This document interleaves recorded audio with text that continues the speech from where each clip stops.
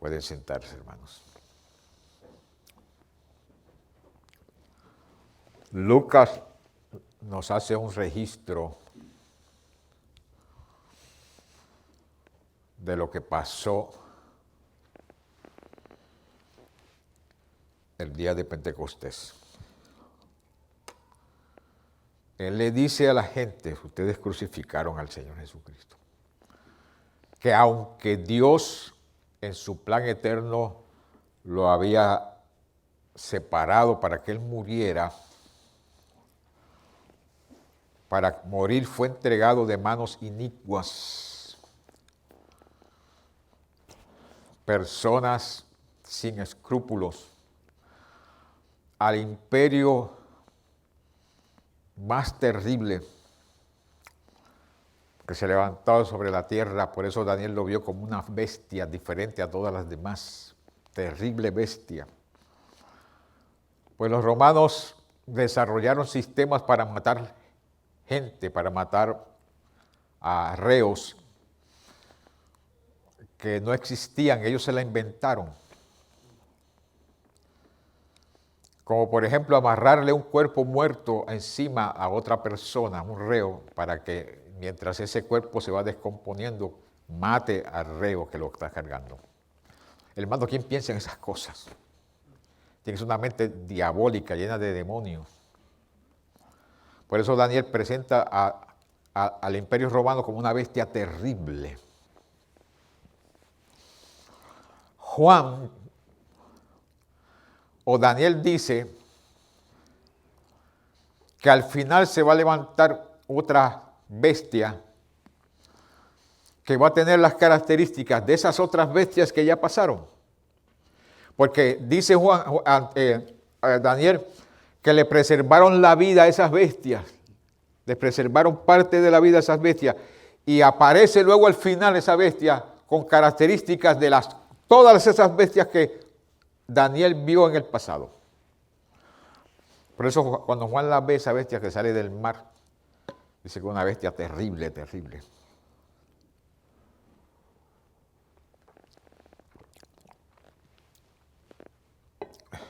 Menciono eso porque dentro del Imperio Romano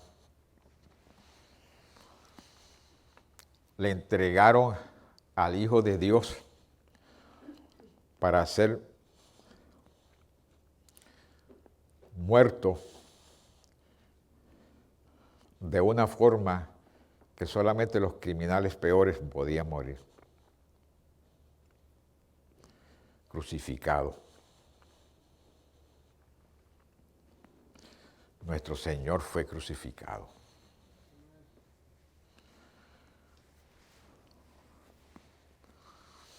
Lucas hace mención de eso. Y dice, aunque Dios fue que lo entregó, ustedes fueron el medio para matarlo. Dios le levantó porque los dolores de la muerte no pudieron amarrarlo. Porque era imposible que los dolores de la muerte lo amarraran para que viera corrupción. Y fue levantado al tercer día, como él dijo.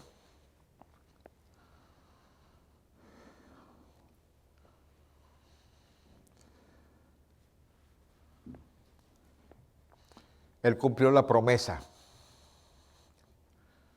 del Espíritu Santo. Y 50 días después de la resurrección,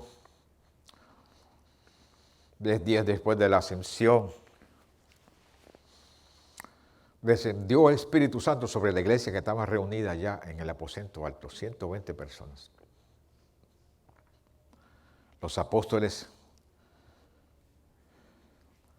y las demás personas que habían quedado, 120 personas. Descendió el poder del Espíritu Santo, se manifestó. Ya ellos habían recibido el Espíritu Santo. Cuando el Señor se le apareció, estaban en un cuarto, se le apareció y le dijo, recibid el Espíritu Santo. Sopló sobre ellos y recibieron el Espíritu Santo. Pero la habilidad, el dunamis, todavía no lo habían recibido. Lo recibieron después, 10 días después, y estaban 120 personas. Cuando recibieron ese poder, esa habilidad de Dios para ser testigos al Señor Jesucristo, santo Dios, se levantó Pedro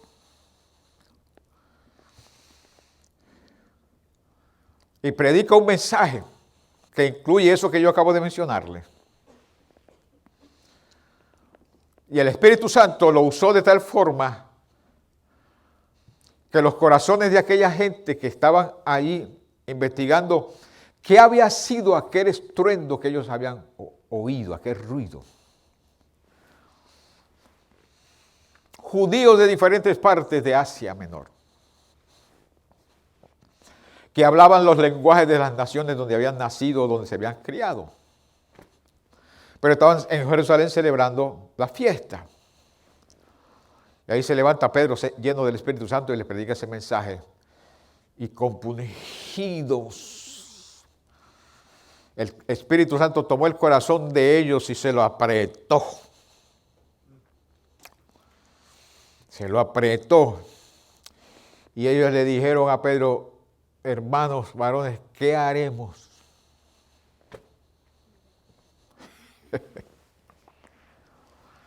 Qué bueno es cuando el Espíritu Santo nos aprieta el corazón, ¿verdad que sí?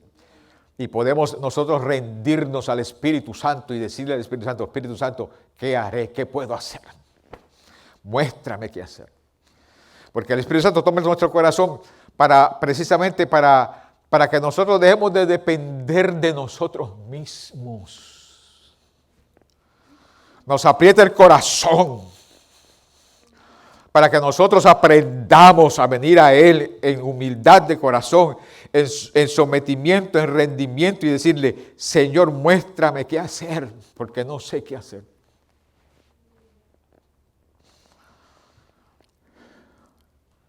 Y Pedro le dijo, arrepiéntanse. El domingo pasado hablamos de eso, arrepiéntanse y bautícese cada uno.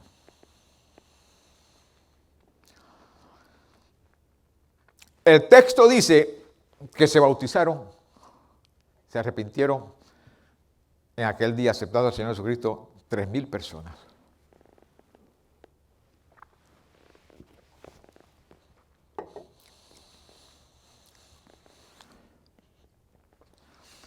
$3,000 personas aceptaron al Señor Jesucristo, compungidos, entendiendo que eran pecadores. ¿Sabes qué? ¿Sabe lo que nos dice a nosotros que una persona se ha convertido de verdad? Cuando una persona dice, yo soy un pecador y no necesito salvación. Cuando esa persona dice eso, esa persona se convirtió de verdad. Yo soy un pecador y necesito perdón. Perdóname, Señor. Oren por mí porque yo soy un pecador y necesito buscar de Dios. Esa persona está siendo ministrada por el Espíritu Santo. No pierda tiempo con cosas. Inmediatamente ministrele salvación.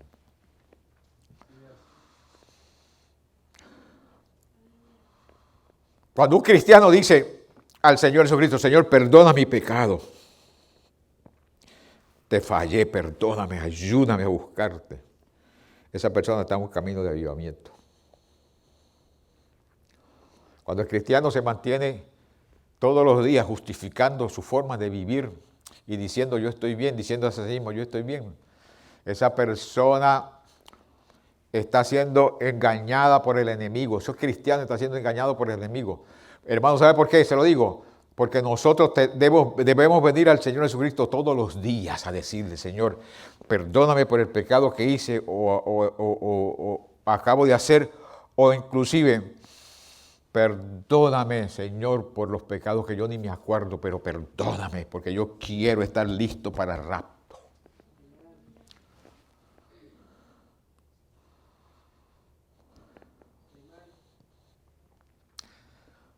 Si usted no practica eso, practíquelo. El Señor todos los días pasa tu sangre. La sangre de Cristo está activa. Activa. Juan dice que la sangre de Cristo nos limpia de todo pecado. que si alguno, le dice a la iglesia, si alguno ha pecado, abogado tenemos para con el Padre, a Jesucristo el justo. Y la sangre de Jesucristo nos limpia de todo pecado.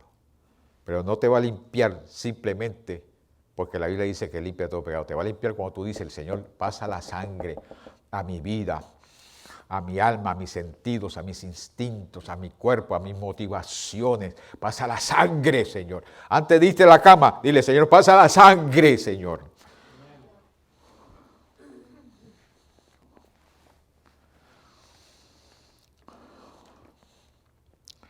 Lucas nos está dando el registro. Del versículo 42. Hermano, usted sabe lo que es que 3,000 personas se convierten en un momento. Y no estamos hablando de relativamente hablando de tantas personas, como hoy en día, que en una ciudad pueden vivir 300,000 personas. Hay ciudades aquí que hay más de 1 millón. La ciudad de Nueva York tiene 8 millones de personas.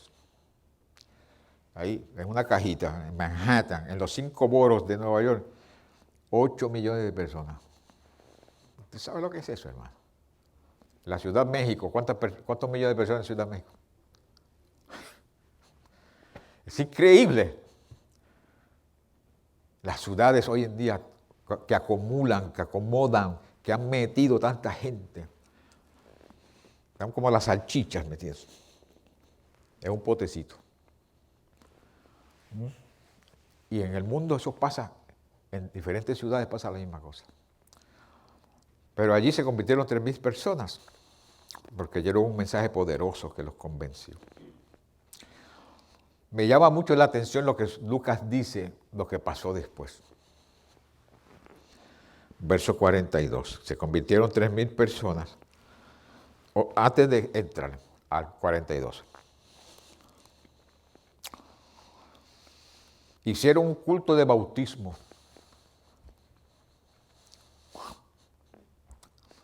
Para bautizar 3,000 personas. Porque Pedro había dicho, arrepiéntase cada uno de vosotros y bautícese cada uno de vosotros. Bueno, aparecieron 3,000 personas. ¿Qué van a hacer ahora? ¿Los van a dejar que se vaya sin bautizarlo? Bautícenlo.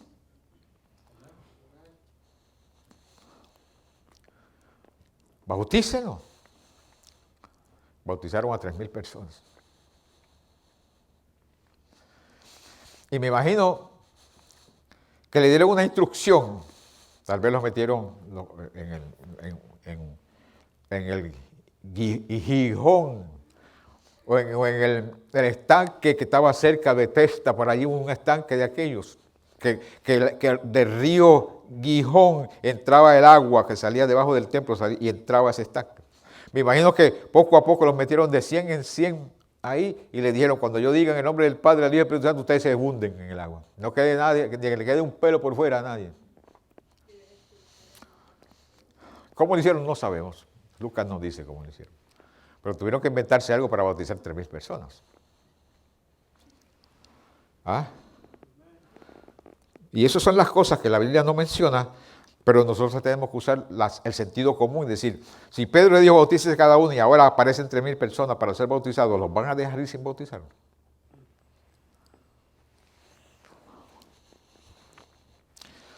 El versículo 42 dice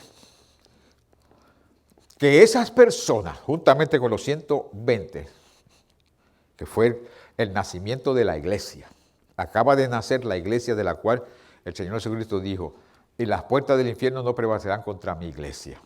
Acaba de nacer la iglesia. Acaba de nacer y manifestarse aquel misterio que estaba oculto, que no había sido manifestado. Por eso los judíos no entendían estas cosas, porque los judíos pensaban que solamente ellos eran pueblo. Habían llegado tanta gente de diferentes partes de Asia Menor a la fiesta, estaban en Jerusalén, el pueblo del Señor. Pero oyen un mensaje que le dice, arrepiéntanse, conviértanse a Jesucristo, que fue el que Dios designó para salvar, y acéptenlo como Salvador personal. Cuando lo hicieron, aparecen 3,000 personas aceptando al Señor Jesucristo y nace la iglesia. Aparece el misterio que estaba oculto.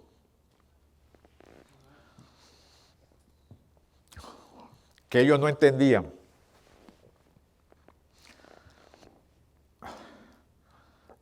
¿Qué decía el misterio? Que Dios había determinado que los gentiles iban a ser parte del mismo cuerpo. Pero no era el cuerpo de la nación judía, era el cuerpo suyo, su iglesia, que se iba a componer lo mismo de judíos que de gentiles. Para ser parte de ese misterio tenían que aceptar a Cristo como Señor y Salvador.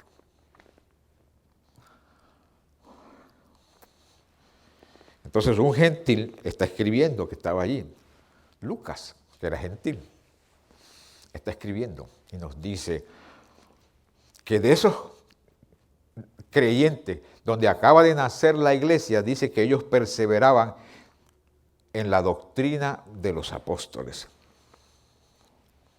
¿Qué fue lo que sucedió con el nacimiento de la iglesia? Todavía estamos hablando de la progresión de la fe. Estamos hablando.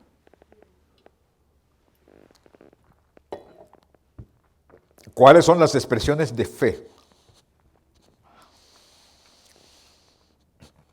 que nos dicen a nosotros? Mi fe está creciendo. ¿Cuáles son las manifestaciones de nuestra fe que nos dicen? Estoy creciendo en la fe.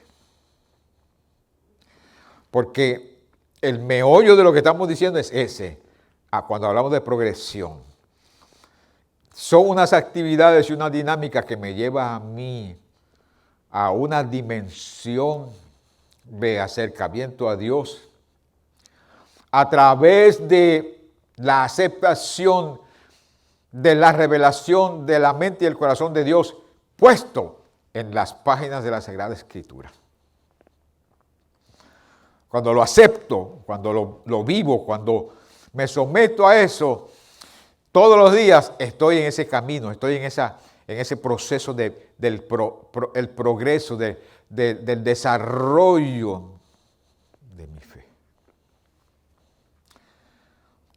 Lucas dice, reconocieron que eran pecadores, ¿qué haremos? Arrepiéntase, se arrepintieron, bautícese cada uno, se bautizaron. Y ahora Lucas dice que perseveraban.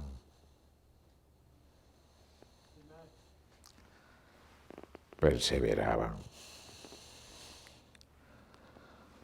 ¿De qué no se está hablando Lucas? ¿Qué es perseverar? La palabra perseverar quiere decir constantemente. ¿No? Resistencia, aguante, constancia.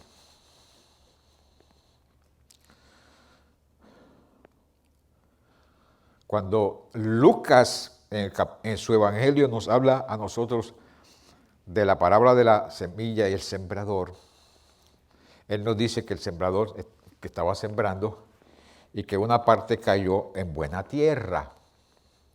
Y la que cayó en buena tierra, dice que estos son los que con corazón bueno y recto retienen la palabra oída.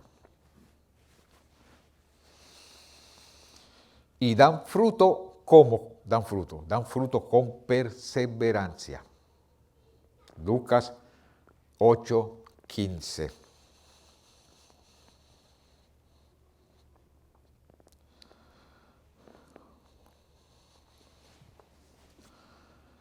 ¿Cómo damos nosotros? ¿Cómo podemos ser nosotros perseverantes? Es constantemente resistencia. No es un día sí y uno no. Es constantemente. Ellos perseveraban.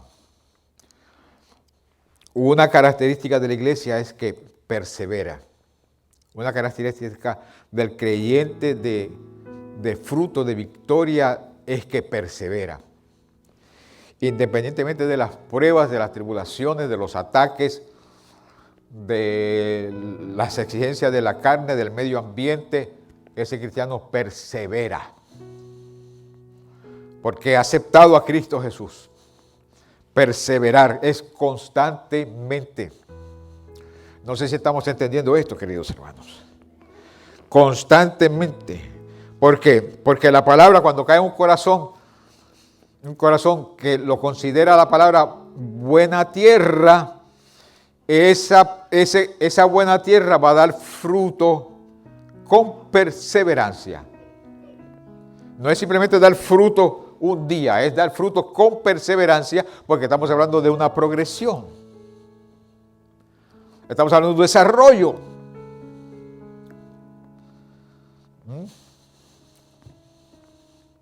Y todos nosotros somos débiles.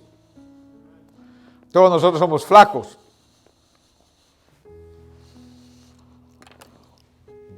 Yo me enflaqué encima, pero ya estoy subiendo de peso.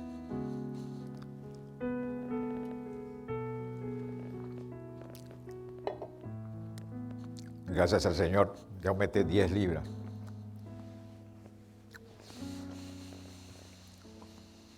Es que estoy comiendo. Estoy comiendo de todo. 10 libras. Y el otro día yo estaba pensando, tengo que poner freno. Tengo que poner cuchillo en la garganta. Porque yo no quiero volver a las 2:10 que tenía. Estaba en 2:10 y no quiero regresar allá. Yo quiero mantenerme slim.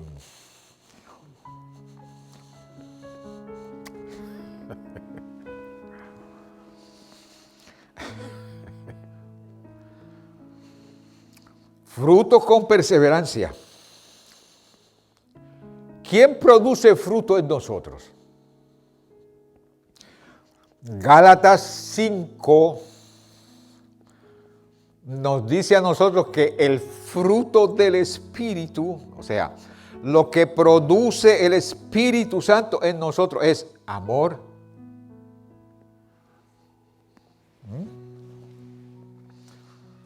Eso hablaba Gilder en la lección de la Escuela Bíblica el jueves. Lo que produce el Espíritu Santo en nosotros. Hermanos, nosotros no podemos producir eso. Pero el Espíritu Santo lo produce en nosotros si nosotros somos perseverantes en. Y ahorita voy al en. ¿En qué tenemos que ser perseverantes? Gloria a Dios. ¿Sabe lo que nosotros tenemos que hacer?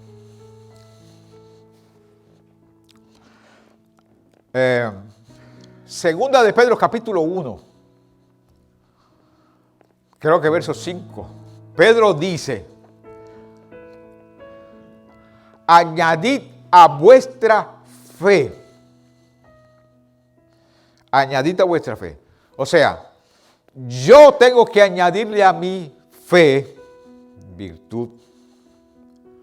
A la virtud conocimiento, al conocimiento dominio propio, al dominio propio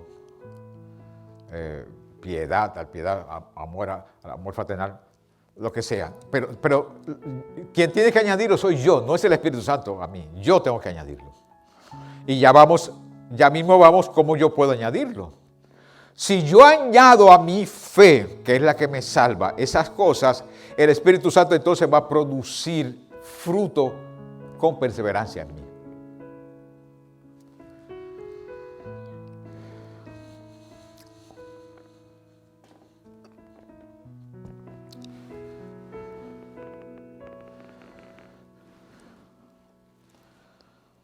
Fruto con perseverancia.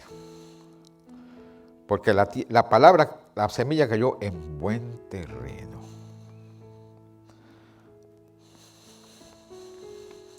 Proverbios 23:17 dice: no tenga tu corazón envidia de los pecadores, antes persevera en el temor de Jehová todo el tiempo. Eso es perseverante.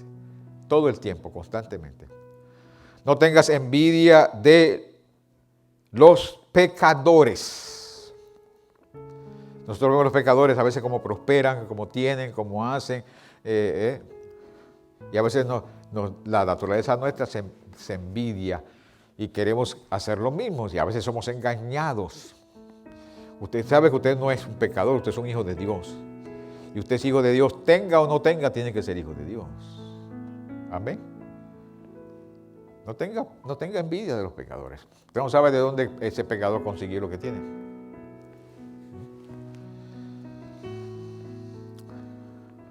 Perseveren. Ya mismo ¿en qué vamos a perseverar? Gloria a Dios. La Biblia dice que perseverar hasta el fin, ese será salvo. Gloria a Dios. Santiago 1, 22, 23, 5 dice, pero sed hacedores de la palabra y no tan solamente oidores, engañándoos a vosotros mismos, porque si alguno es oidor de la palabra pero no hacedor de ella, este es semejante al hombre que considera en un espejo su rostro natural, porque él se considera a sí mismo y se va y luego olvida cómo era. Mas el que mira atentamente a la palabra, perfecta ley, la ley de la libertad, y persevera en ella, no siendo oidor olvidadizo, sino hacedor de la obra, este será bienaventurado lo que hace. ¿Qué dice la ley de la libertad? La ley de la libertad dice que Dios por su amor me rescató, me libertó por su gracia.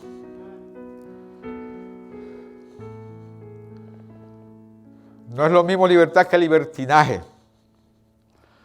Yo soy libre de la esclavitud del pecado. Usted es libre de la esclavitud del pecado. Usted es libre del poder de Satanás. Usted es libre del poder de la carne. Usted es libre del poder del mundo. ¿Por qué? Porque Cristo le libertó de esa esclavitud. Si el Hijo os libertare, seréis verdaderamente libres. Cuando yo tomo esa libertad que Cristo me dio y comienzo a vivirla conforme yo quiera y conforme me dicta la carne, ya dejé la libertad, ya me metí en esclavitud de la carne. Vivir fuera de las instrucciones de la palabra y de las instrucciones que nos da el Espíritu Santo no es libertad, es esclavitud.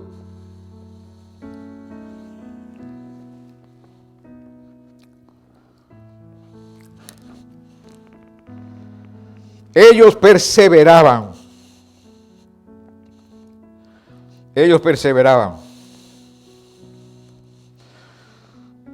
Gloria a Dios. Segunda de Juan 9:11, de 9 al 11, cualquiera que se extravía y no persevera en la doctrina de Cristo. Escuche esto, hermano, porque vamos ya mismo en qué ellos perseveraban. Juan dice, cualquiera que se extravía y no persevera en la doctrina de Cristo, no tiene a Dios. El que persevera en la doctrina de Cristo, ese sí tiene al Padre y al Hijo. Si alguno viene a vosotros y no trae esta doctrina, ¿cuál doctrina? La doctrina de Cristo. No lo recibáis en la casa, ni le digáis bienvenido. Si alguno viene a vosotros y no trae esta doctrina, no lo recibáis en casa, ni le digáis bienvenido. Porque el que le dice bienvenido participa de sus malas obras. ¿Sabe cuál es uno de los problemas nuestros como iglesia? Que las Sagradas Escrituras nos dan a nosotros unas instrucciones y nosotros decimos que eso es muy fuerte. Mire esas palabras que acaba de decir Juan. Son palabras fuertes, hermanos. ¿Verdad que sí? Muy fuertes. Pero son instrucciones para los hijos de Dios. Instrucciones para todo aquel que quiere perseverar. Aquel que quiere crecer, aquel que quiere que su fe se desarrolle, que vaya en progresión, instrucciones. No se haga partícipe, queridos hermanos, de cualquier Juan de los Paslotes que venga a su casa a decirle que usted quiera participar de lo que trae, o de la doctrina que trae, o de la forma que vive. No. Sea consistente. Persevere en la fe, persevere en su relación con el Señor, persevere, querido hermano, en el llamamiento que Dios le ha hecho a usted para servir, dice el Salmo. Ellos perseveraban, número uno, en la doctrina de los apóstoles.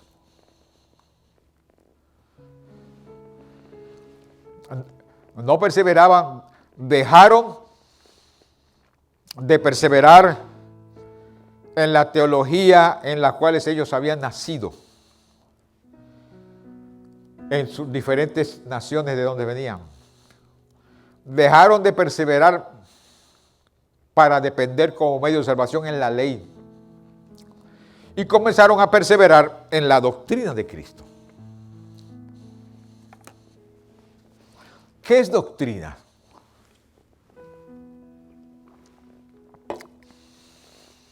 Doctrina es enseñanza. Pero cuando se usa la palabra doctrina, casi siempre es un contexto de enseñanza fundamental. No cualquier enseñanza, sino enseñanza fundamental. O sea, enseñanza que se necesita para la salvación. Doctrina. Ellos comenzaron a perseverar en la doctrina de los apóstoles. No en cualquier idea o filosofía o en cualquier teología, sino en las enseñanzas de los apóstoles. Hoy nosotros nos tenemos que preguntar, porque ahí ellos tenían los apóstoles que, como Pedro hablaba y Pablo hablaba, y se iban escribiendo lo que estaban enseñando. Estaban escuchando de la boca de los apóstoles la doctrina de los apóstoles. Nosotros tenemos la doctrina de los apóstoles también. No está hablando de los apóstoles de hoy, está hablando de los apóstoles del Cordero que recibieron la revelación que se iba a incluir en el canon de las Sagradas Escrituras. La enseñanza que iba a ser parte de la doctrina fundamental. De eso estamos hablando. Quiere decir que ¿dónde están esas enseñanzas de los apóstoles? Bueno, están en la Biblia, hermanos. Esas enseñanzas de los apóstoles están en la Biblia. Le voy a dar un ejemplo. Romanos 6, 17. Dice, Pablo le dice a la iglesia mayormente gentil en Roma: habéis obedecido de corazón aquella forma de doctrina a la cual fuisteis entregados. Note la palabra que usa Pablo. Habéis obedecido de corazón aquella forma de doctrina. ¿Qué es forma? Es ejemplo, es figura, es lugar, es modelo, enseñar, es semejanza. Quiere decir que la iglesia se le dio la responsabilidad de desarrollar una teología basada en la doctrina de los apóstoles que fuera práctica para la iglesia. Ahí no solamente apareció doctrina, ahí aparecieron dogmas. Ahí aparecieron diferentes enseñanzas, ahí aparecieron protocolos, ahí aparecieron muchas formas de enseñanza, pero sea teología, sea dogma, sea protocolo, tiene que tener la doctrina de los apóstoles como fundamento. Cualquier teología que se salga de la doctrina de los apóstoles puede echarla, lo que nosotros decimos, al zafacón. Puede echarla. Si es teología que se sale de la escritura, se sale de esa doctrina de los apóstoles, bótela, no sirve. Es un dogma, es un protocolo que no encuentra ajuste dentro de los principios de fe que nos muestra las Sagradas Escrituras, entonces bótela. Pero si encuentra ajuste, si encuentra cabida dentro de la doctrina de los apóstoles, hermano, vívala, practíquela. Porque es buena. Por eso Pablo dice, la forma de doctrina que habéis recibido. Él no le dice, no va así ni siquiera a la doctrina, él dice, la forma de doctrina que habéis aprendido. Por eso Pedro, cuando lee a Pablo, le escribe a la iglesia y le dice, algunos tuercen las enseñanzas de nuestro hermano Pablo, porque él escribe algunas cosas que son difíciles de entender, los cuales los inconstantes, los que no son constantes, los que no perseveran, tuercen para su propia perdición.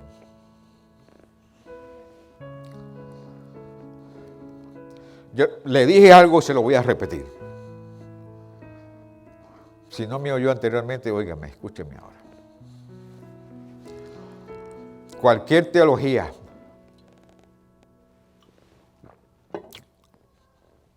idea,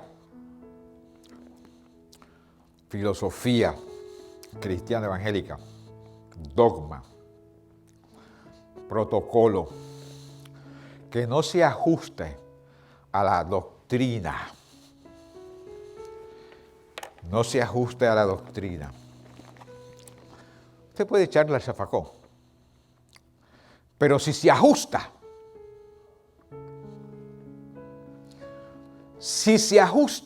Pedro dice, añadid a vuestra fe. Si esa teología se ajusta, si esa idea se ajusta, si esa filosofía de la vida se ajusta, si ese dogma se ajusta, si ese protocolo se ajusta, entonces aplícalo a tu vida, persevera en eso. Porque con un motivo ha sido dado. Con algún motivo el Espíritu Santo nos lo dio. Porque se ajusta a la doctrina. Santo Dios del cielo. ¿Ah? La Biblia nos dice a nosotros que solamente en Cristo hay salvación. ¿Verdad que sí?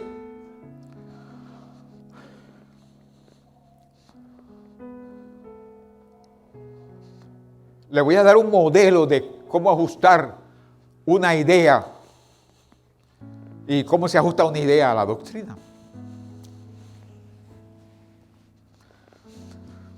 Una persona que no esté en Cristo Jesús, que no haya aceptado a Cristo Jesús como Salvador, pues no puede ser salvo.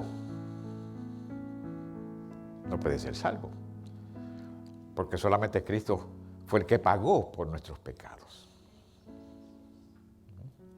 Solo Él pagó por nuestros pecados. Entonces, a veces nosotros hemos oído personas decir que si no, la persona no pronuncia esas palabras de que acepto a Jesús como mi Salvador personal. Si no oye esas palabras, esa persona va a ser salva. Hermano querido, yo conozco de casos, entre ellos, un hermano de sangre mío que le pasó esto. De personas que en su lecho de muerte no pueden abrir la boca, están muriendo, pero oyen y entienden. Y se les pregunto, si tú entiendes lo que yo te estoy diciendo, aprieta mi mano.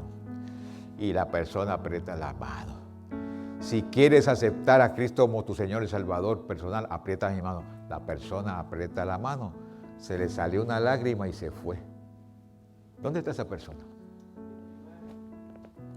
¿Pronunció las palabras? Dios vio que pronunció las palabras, porque Dios tiene forma de conocer eso. Entonces podemos hacer debemos nosotros procurar oír la voz de una persona que diga, me arrepiento de mis pecados y acepto al Señor Jesucristo como mi Salvador. Sí, por eso es que nosotros le decimos, repite esta oración. Porque esa oración que la persona va a repetir, que no sabe orar, ni sabe por qué, le va a ayudar a desatar su fe en su espíritu. Esas son formas, queridos hermanos, que la iglesia ha desarrollado para ayudar a las almas a perseverar en el Señor Jesucristo. ¿Eso es bueno? Sí. Entonces, ¿por qué eliminar eso si es bueno? ¿Ven el ejemplo que le estoy dando? Pero ese ejemplo se aplica en otras cosas de la vida cristiana. Se aplica en otras cosas de la dinámica de fe de la iglesia del Señor Jesucristo. En muchas otras cosas se aplican.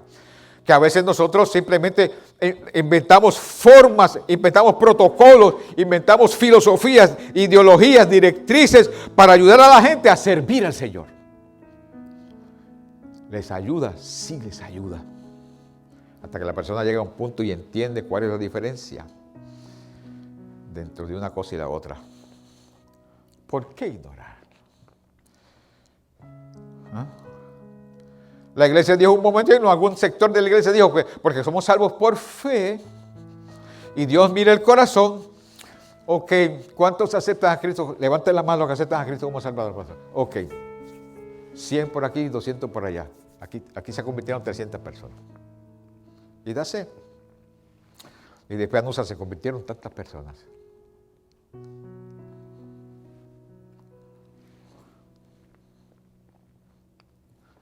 ¿Dónde están las personas que se convirtieron?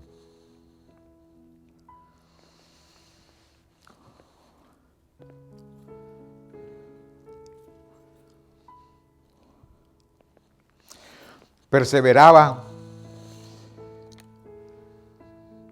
en la doctrina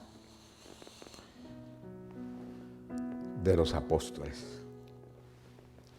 Esta es una iglesia de doctrina.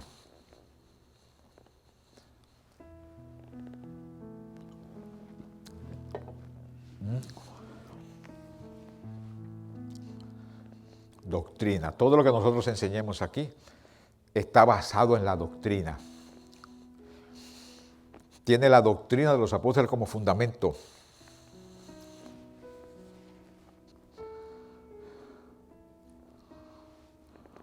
Y por supuesto, yo como pastor no permito otra cosa que no sea la doctrina de los apóstoles.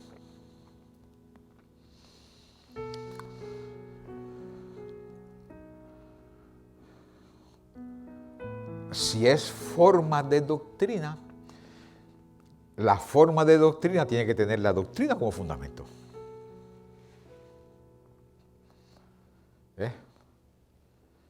Si no tiene la doctrina como fundamento, esa forma de doctrina, de enseñanza, hay que modificarla, hay que investigar por qué no tiene la doctrina como fundamento. Y si le falta algo para tener la doctrina de fundamento, vamos a añadírsela.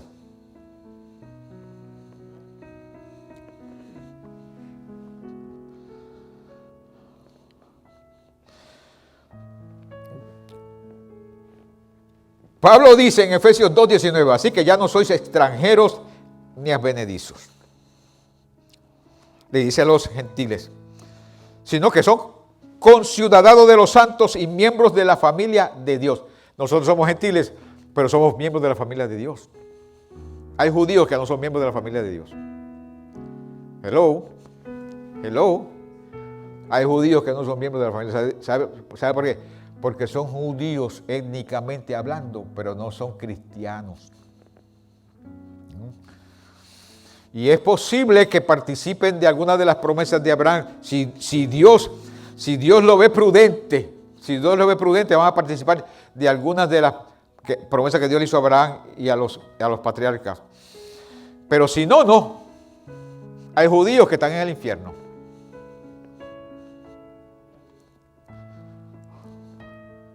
Judas Iscariotes.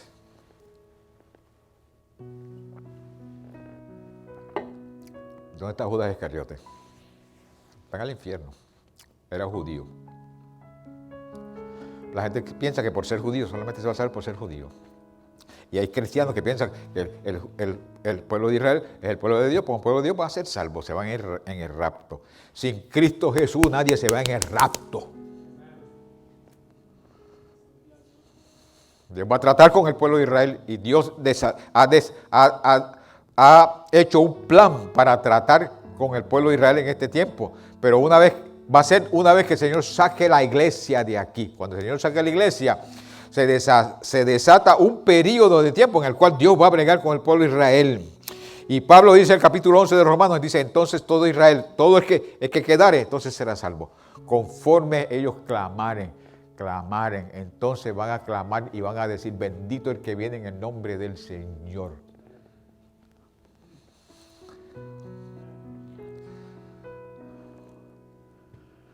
Así que ya no soy extranjero ni advenedizo, sino conciudadano de los santos y miembros de la familia de Dios, edificados sobre el fundamento de los apóstoles y profetas.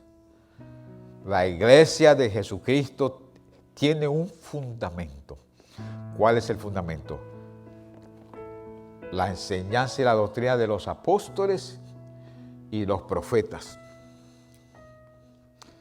No estoy hablando de los apóstoles y profetas de hoy, porque los apóstoles y los profetas de hoy pertenecen a esos 5 ministerios, como pastores y misiones, etc.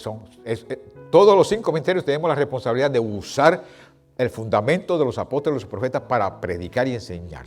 De los apóstoles y profetas que ya está aquí.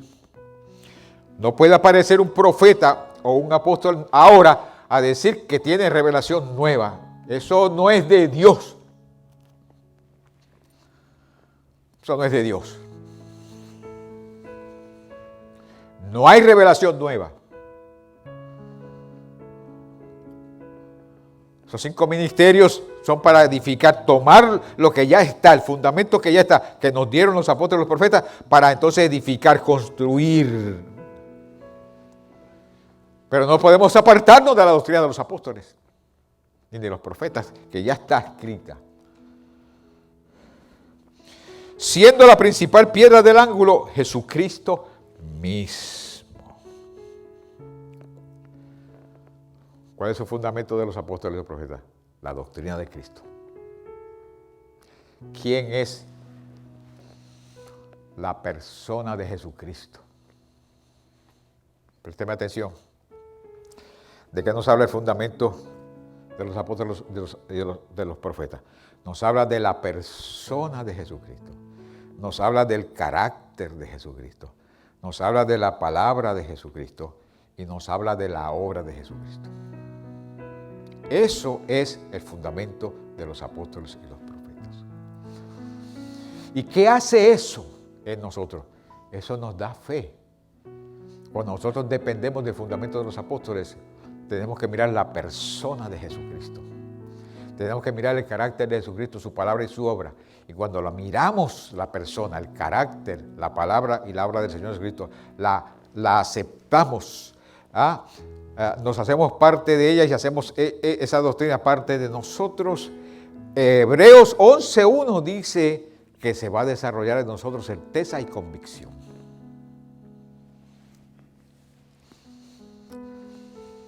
Certeza y convicción. ¿Qué es lo que nos crea certeza y convicción? La confianza y dependencia en la palabra, la persona, el carácter y la obra de Jesucristo. Eso nos crea certeza y convicción. Fuera de ahí, queridos hermanos, no hay. Fuera de ahí no hay. Bendito sea el nombre del Señor Jesucristo. Efesios 3:2-6. Si es que habéis oído la administración de la gracia de Dios que me fue dada para con vosotros,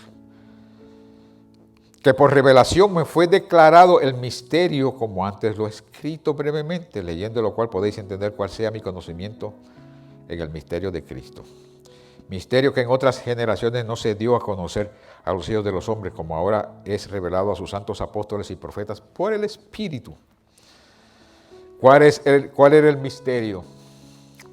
¿Cuál era el misterio? El misterio dice que los gentiles son coherederos y miembros del mismo cuerpo y copartícipes de la promesa.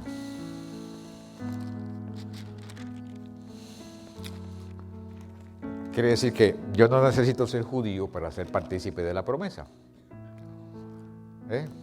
Y no estoy denigrando al pueblo judío, ni menospreciando al pueblo judío. Estoy exaltando a Jesucristo.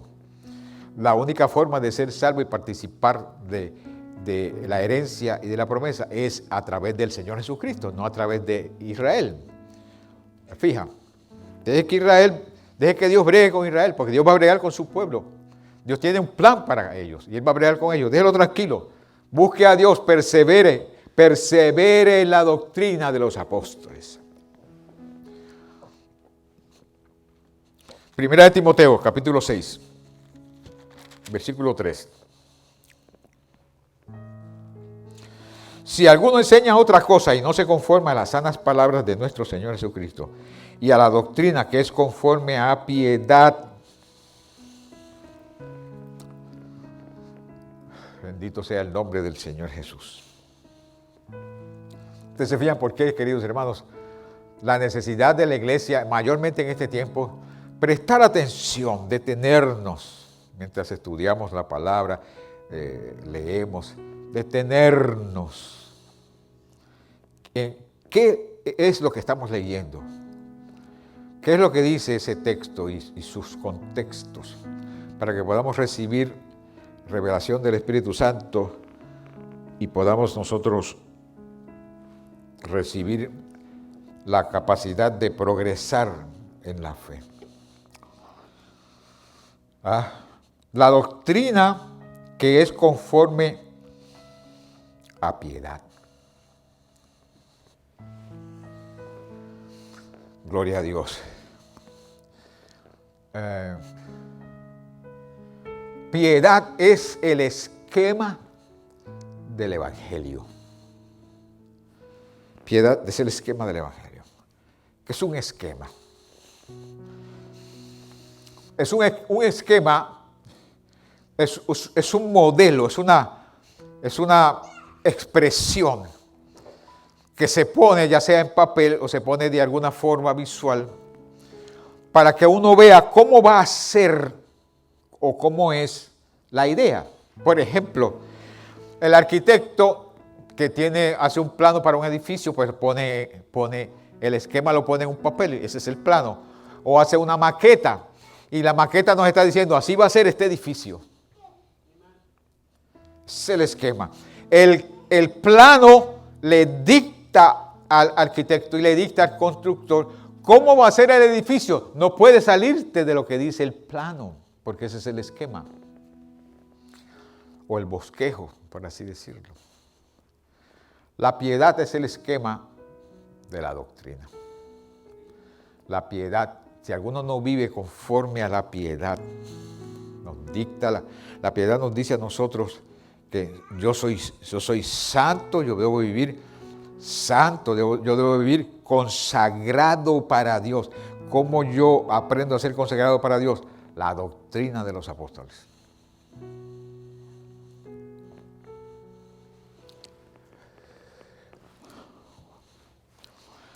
Si alguno enseña otra cosa, escuche bien, si alguno enseña otra cosa y esa otra cosa no se conforma a las sanas palabras de nuestro Señor Jesucristo y a la doctrina que es conforme a la piedad, está envanecido, no sabe nada. Delira acerca de cuestiones y contiendas de palabras de las cuales nacen envidias, pleitos, blasfemias, malas sospechas, disputas necias de hombres, corruptos de entendimientos y privados de la verdad, que toman la piedad como fuente de ganancia.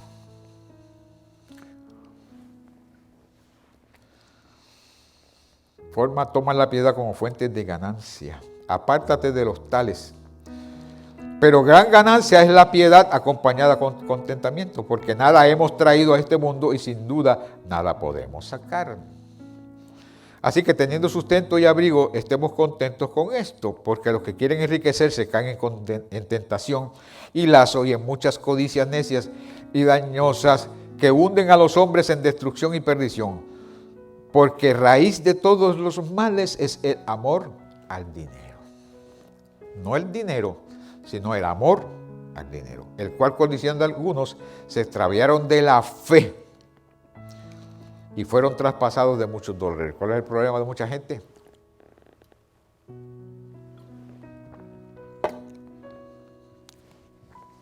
Que piensan que el dinero les va a traer felicidad, les va a traer seguridad. Que piensan que las propiedades les van a traer seguridad. Nada tiene de malo tener propiedad y tener dinero. Si usted trabaja, debe tener dinero. Usted trabaja para eso. El que trabaja es digno de su salario. Y si Dios le dio la oportunidad de multiplicar su dinero, multiplíquelo conforme Dios le ha ayudado. Si Dios le dio la oportunidad de abrir un negocio, abra el negocio. Si es Dios que se le dijo, abre este negocio, abra ese negocio y siga cumpliendo con la piedad y con la doctrina. Y usted va a ver cómo Dios le va a prosperar. Y cuando haga mucho dinero, acuérdese de mí.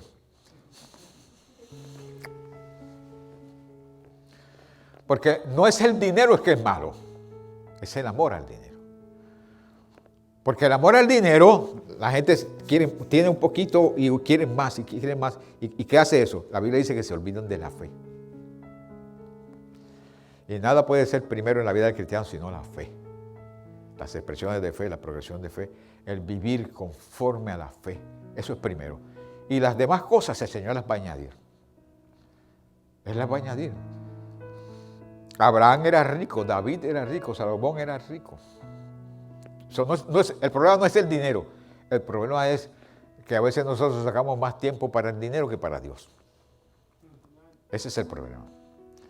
Y hermanos, Dios, les dije la pasada vez que Dios no quiere ser plato de segunda mesa a nadie.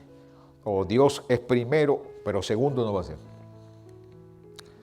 Y nosotros tenemos que, como iglesia, queridos hermanos, prestar atención a estas cosas que nos dice las Sagradas Escrituras. Porque lo que Dios quiere hacer con nosotros es bendecirnos. Lo que Dios quiere hacer con nosotros es ministrarnos. Se supone que nosotros hagamos todas las transacciones de dinero que nosotros hacemos con 90% de lo que ganamos. No con 100%. Porque de ese 100%, 10% es de Dios. Eso es de Dios. Aquí hay un hermanito que aprendió eso y le dijo, un momentito. Lo que es de Dios primero. Yo le enseño. Dice, no, un momentito. Lo que es de Dios primero. Yo no quiero cuenta con eso. A nosotros se nos ha dejado 90%. 90%, de ahí damos ofrendas. Y usted sabe que yo he visto.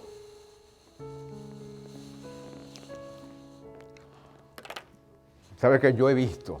En todos mis años que yo he vivido de servir al Señor y estar en el ministerio como pastor, que las personas que no se olvidan de esa responsabilidad, de darle a Dios lo que es de Dios, y que ellos con gozo y alegría lo dan, Dios los prospera y los prospera y los prospera y los prospera y los prospera. Los prospera y los prospera y los prospera. Dice, ¿cómo es que lo hacen? ¿Sabe por qué cómo lo hacen? Porque yo veo las evidencias. Personas que semana tras semana no fallan a Dios con lo que a Dios le pertenece. Y Dios dijo, pruébame en esto a ver si yo no voy a abrir las ventanas de los cielos y voy a derramar bendición hasta que sobreabunde. Te voy a decir más, dice Malaquías, te voy a decir más. En adición, yo voy a reprender al devorador. ¿Cuál es el devorador? Que devora nuestra finanza, que devora nuestra salud, que devora nuestra felicidad, que devora nuestro gozo, que devora nuestra familia. Ese es el devorador. Cuando nosotros tenemos a Dios primero, Dios va a reprender al devorador.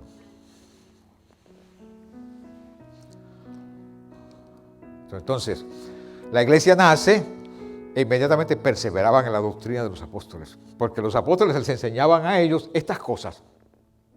Y ellos perseveraban constantemente en lo mismo, constantemente en lo mismo.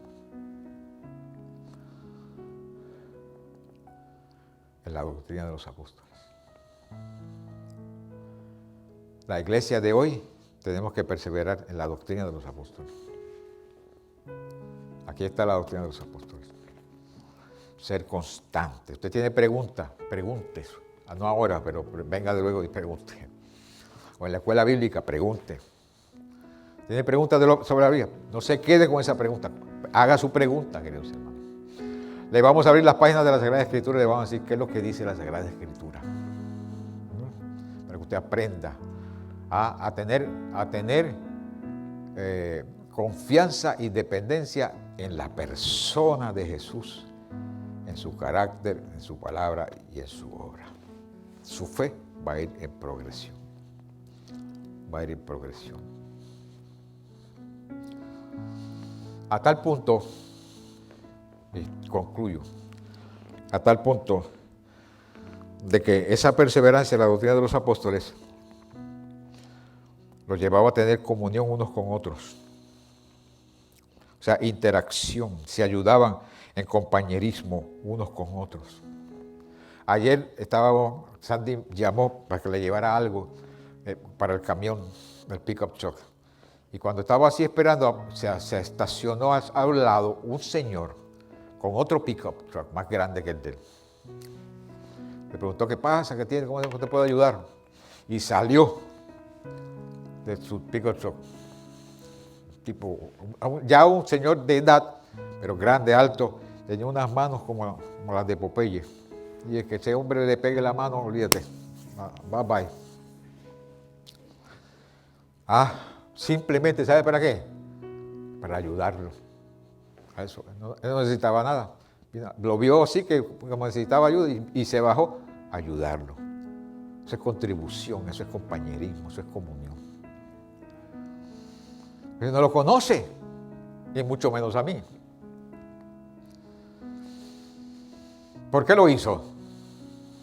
Él decía, nosotros nos hemos olvidado de esto. Y yo le dije, sí, es verdad, nosotros aquí en América tenemos que regresar a esto. La iglesia a veces se olvida de eso, queridos hermanos.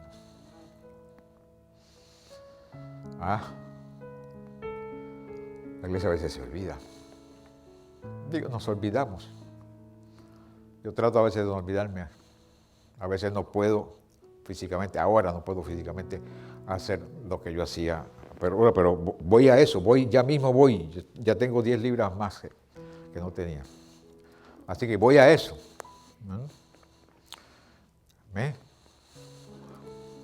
Hay gente así, que aparece una necesidad y dice, ¿qué es lo que tú necesitas? ¿Cómo te puedo ayudar? Dime. No. Lo único que hay que decir, necesito esto, y ahí estamos. Eso es comunión, compañerismo, ayuda. La iglesia participaba en esas cosas. De diferentes formas, lo que ustedes han hecho conmigo. Compañerismo, comunión, contribución. Pastor, ¿cómo lo puedo ayudar? ¿Qué necesita? Me preguntan qué necesita y de mí no va a sacar nada. Y él simplemente la forma mía de ser. Muy raras veces yo digo, necesito esto, pero a menos que no quiero que me lleven al hospital, que necesito ir. Vean diferente. Pero lo que ustedes han hecho, ahorita apareció una hermana aquí que me trajo un paquetito, mira, te enviaron esto es proteína. Yo no le pedí proteína, pero apareció con una botellita de proteína. ¿Por qué? Esto, hermanos queridos, esto es lo que estoy hablando, queridos hermanos. ¿Ya? La fe nos compele a hacer esas cosas.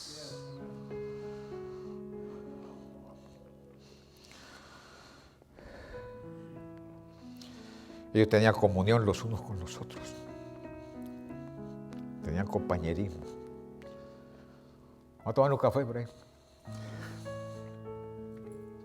Compañerismo. Compartir. La seda, compartir. Yo no necesito nada de ti, simplemente compartir. Es que la iglesia del Señor Jesucristo es así. La iglesia del Señor Jesucristo es así. Hay un espíritu en nosotros. Hay un espíritu en nosotros. Hace tiempo no va a tomar café, te digo. Hay un espíritu en nosotros que dice, vamos. Nos vemos allí, almorzamos, desayunamos. Compartir, hermanos, eso es todo. Eso lo hace Dios. Eso viene del Señor. El mundo no nos puede dar eso. Pero el Espíritu Santo sí lo hace porque hay un solo Espíritu que nos tiene amarrados todos, nos tiene amarrados. Es el Espíritu Santo que lucha y nos hace tener comunión los unos con los otros. Nosotros no tenemos comunión con el siglo, con el mundo, pero con unos con otros sí tenemos comunión. Y tengo, Junior, aquí hay uno de esos.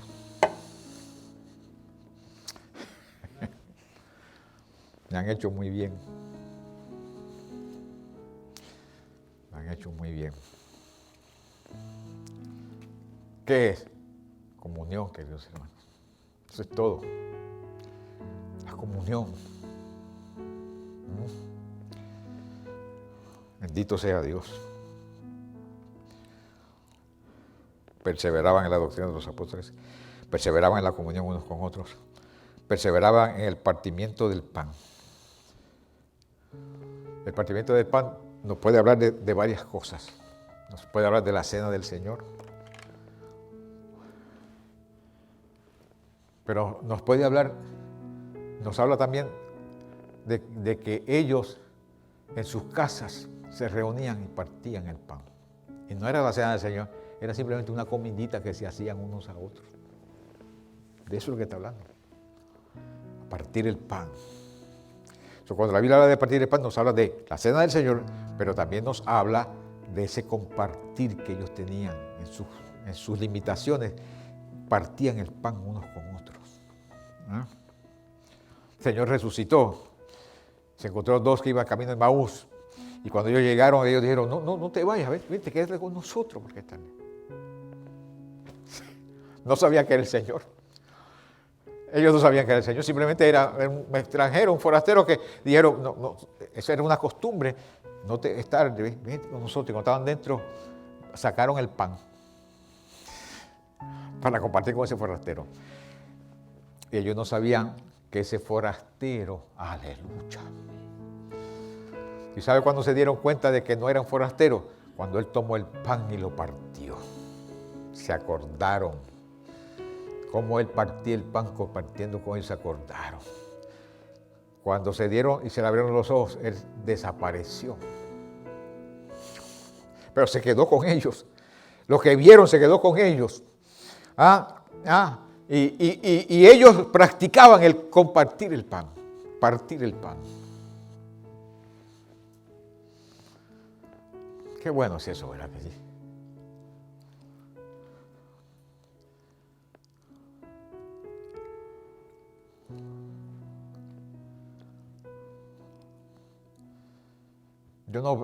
Yo no aprendí eso en el Evangelio. Yo vengo de afuera con eso, porque a veces nos reuníamos y hacíamos, nosotros le decíamos un bembe, vamos a hacer un bembe. Nos reuníamos en un lugar, y ahí cocinábamos y compartíamos en aquella forma, o íbamos a la casa. Una vez estábamos en una casa de un primo mío en la Graham Avenue en Paterson, New Jersey, primer piso. Estábamos jugando domino, compartiendo. Y en el segundo piso vivía otro primo más. Imagínate, estábamos ya. Y en el segundo piso, en el basement, porque allá las casas tienen sótanos, oíamos unas gallinas. Y nos metimos unas gallinas. Mi hermano me pasó una gallina por el lado, yo la agarré y le rompí el cuello. Y le sacamos la pluma, hicimos una sopa y llamamos al primo del segundo piso. Primo, tenemos una sopa aquí.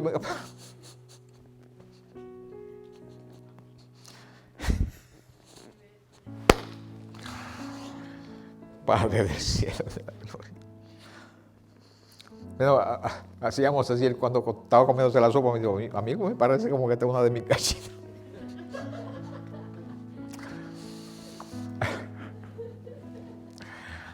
Sea Cristo alabado para siempre. Bueno, ahora no hay que hacer eso. Ahora simplemente por amor y comunión compartimos los unos con los otros con alegría. Sin necesidad de... Gloria a Dios. Ay, Señor, gracias a Dios por Jesucristo. Jesucristo me rescató, hermano. El Señor me rescató. Él me dijo,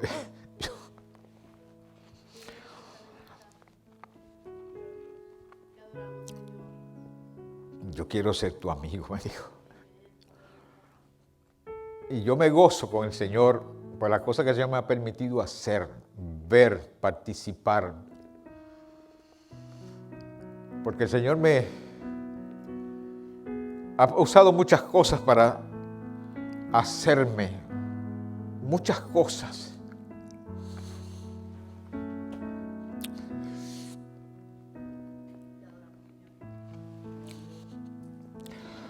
Por su gracia bendita. Esa forma de yo ser antes.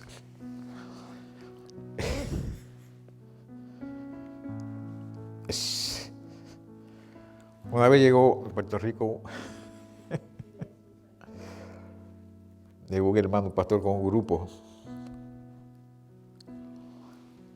y tenían que hacer unas actividades en el área este,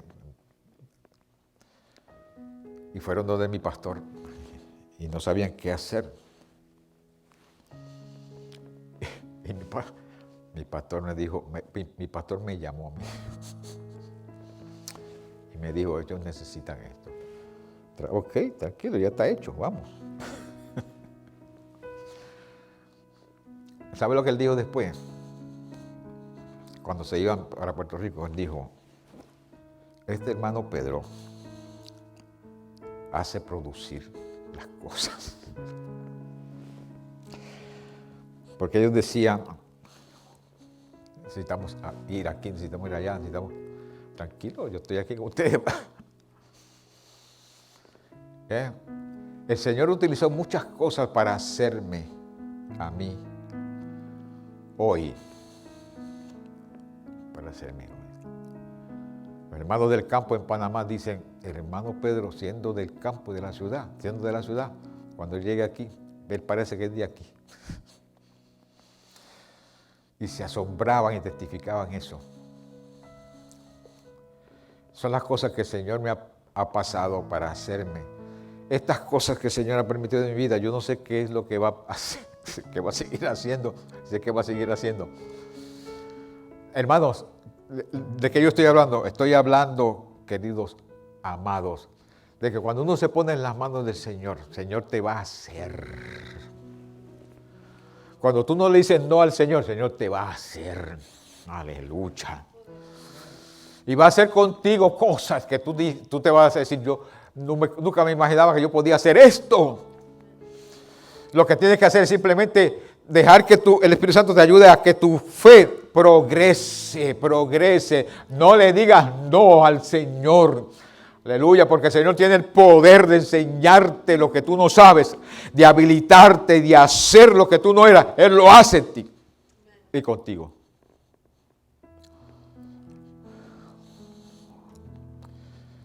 ¿Qué sabía yo de oración? No sabía nada de oración. Cuando yo hice la primera comunión, cuando era niño, ya terminé ya.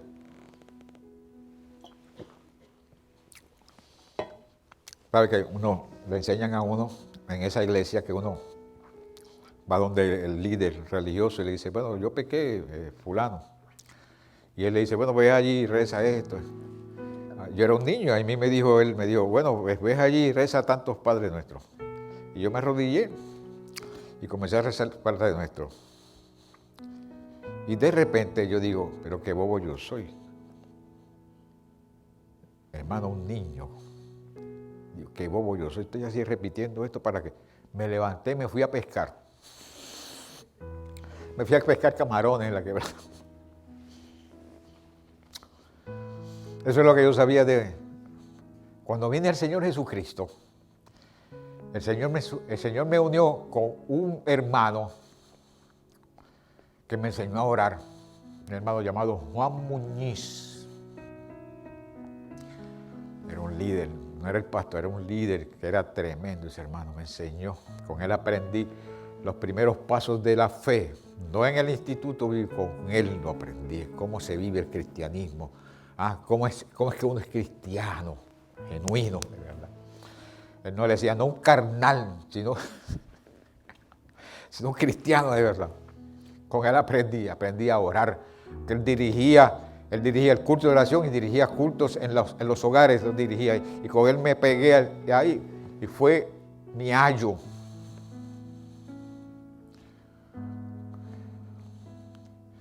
Cosas que Dios hizo conmigo que yo no sabía. Aprendí a orar. Aprendí qué es lo que es pasar tiempo en la presencia del Señor. Escuchando a un hombre llamado Gigi Ávila, yo aprendí qué significa pasar tiempo en la presencia del Señor.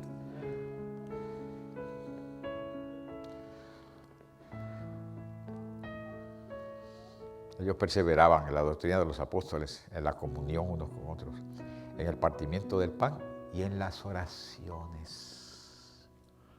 Perseverar en la oración. Aquí hay unos hermanos que vienen los martes en el culto de oración. Martes de 9 a 11. Aún cuando yo estaba afuera, que no podía llegar, esas hermanitas, esos hermanitos llegaban aquí. Todos los martes a orar por los hijos. Ahí están los hijos, clamando al Señor por los hijos. Perseverar en la oración por los hijos.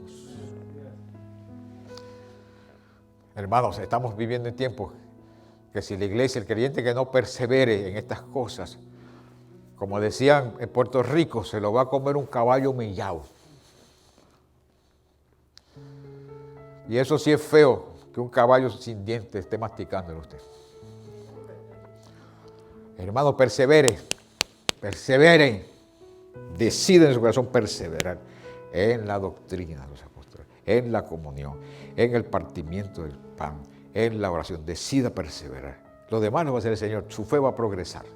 Su fe va a ir en progreso, en evolución de menor a mayor.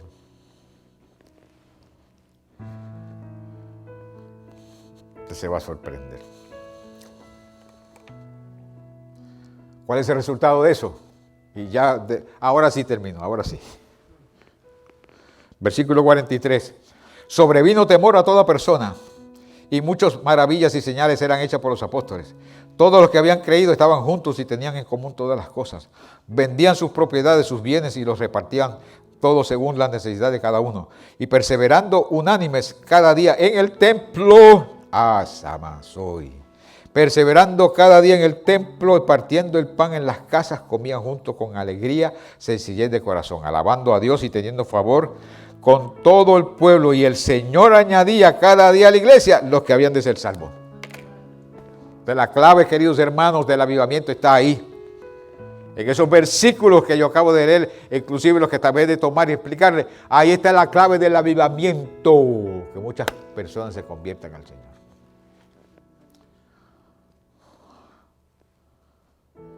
Bueno, les dejo esto que el Espíritu ha puesto en mi corazón. ¿Qué usted va a hacer con esto? Es opción suya. Está en su esquina, está sobre la mesa. ¿Qué usted va a hacer? Usted está bajo la supervisión del Espíritu Santo.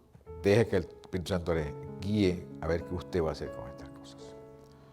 Padre, en el nombre del Señor Jesucristo. Gracias, Dios Todopoderoso, por tu bondad, por tu gracia, por tu misericordia, por tu palabra, por lo que haces en nosotros, por lo que tú has determinado hacer en nosotros y con nosotros. Gracias, Padre de gloria y de misericordia, porque nosotros éramos nada. Tú nos has traído a redirnos, haces parte del pueblo, parte de la promesa, parte del mismo cuerpo. Señor amado, simplemente por gracia, pero ayúdanos a perseverar en estas cosas. Crecer, que nuestra fe se desarrolle, aleluya, en todas estas enseñanzas y podamos, oh Altísimo Dios, ser instrumentos en tus manos de avivamiento en la ciudad. Con confianza, Señor, nos presentamos. Agradecemos profundamente la bendición que tú nos confieres de poder reunirnos, oh Dios Todopoderoso, de poder cantar al Señor Jesucristo y de poder usar las páginas de tu santa y bendita palabra para que tú nos hables, y podamos crecer y desarrollarnos en la fe. Con confianza, Señor. Con confianza, Señor. Con confianza, sabiendo que tu oído está atento a nuestra oración.